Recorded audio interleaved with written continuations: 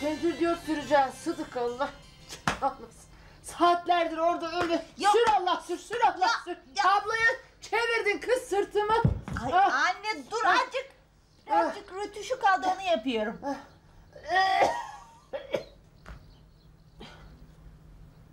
O koyduğun noktalar neyin nesi Sıdıka ha? Bana bak şifa dağıtacağım derken büyü mü yapıyorsun anneye Sıdıka? Ay çek o nursuz şeyleri. Tövbe yarabbi ya Resulallah. Sadece kareler olacak kızım. Biz atamızdan dedemizden bunları gördük değil mi? Ortasında öyle noktalar falan yoktu Sıdıka. Ya yok anne ya bu bir nevi akupunktur tedavisi.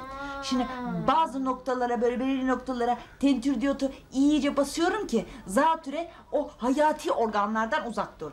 Anladın mı? Hı hı. Hani Japonlar iğneyle yapıyorlar ya akupunktur. Kız o ne şimdi ha? Ne yapıyorsun diyorum Ya Sıdıka. dur. Kız yılan gibi bir şeyi çizdim ben gördüm. Görmedim de hissettim. Salak karı slogan mı çiziyorsunuz? Ya Sırtıma. dur bir dakika sadece eserimi imzalıyorum. Ay aman istemez. Eksik kalsın imzası.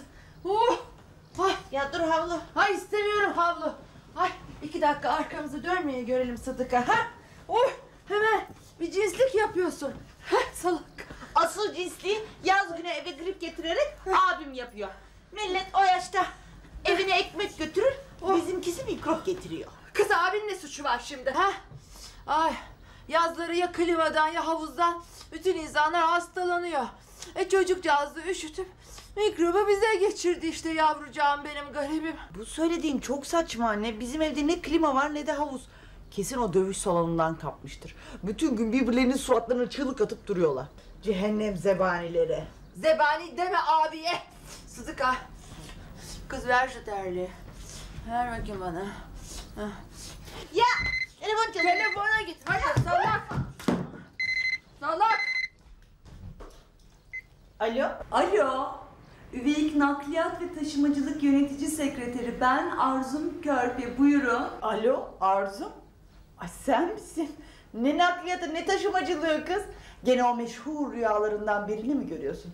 Git yat istersen. Ne uykusu Sıdıka, işe girdim ben.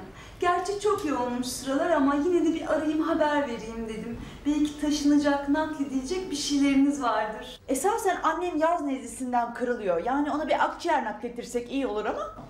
Aslında bizim firma organ nakli yapmıyor ama ben yine de bir sorayım.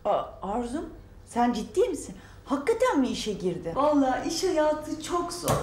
Bir sürü damperli kamyon, uzun araç, yük ve eşya taşıyan midi kamyonetler hepsinin koordinasyonu bende. Sana iyi koordinasyonlar dilerim Arzum. Hayır tırlardan, kamyonlardan başka anlatacak bir şeyin yoksa kapatıyorum.